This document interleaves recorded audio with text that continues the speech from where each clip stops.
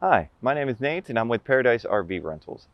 In this video, we will be going over how to access the water on your RV. The water systems on RVs can seem complicated, but they're actually quite simple. Here are two ways to access your water for faucets, shower, and the commode. The easiest way to access the water is to plug directly into the city water. The city water is located on the driver's side. It's as simple as hooking up the water hose into the city water outlet and attaching the other end to the faucet located at your campsite. Before you attach the hose, make sure you have the water pressure regulator and the filter secured to the campground faucet. The pressure regulator will help ensure that you have proper water pressure entering the lines.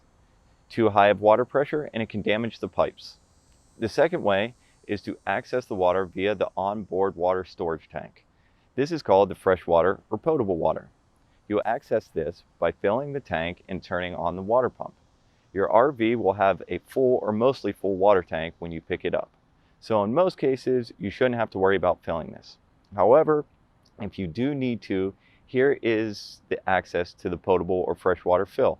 On this RV, it is located conveniently in this cargo bay.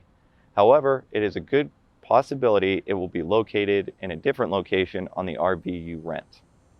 Inside, on the control panel, is where you will see the fresh water tank indicator. Press and hold the button to read the level. It is okay if it happens to overfill. Every RV has an overflow reservoir. Once the tank is full, you can access the water by turning on the water pump.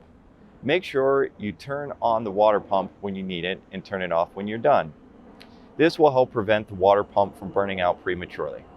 Thanks and happy camping.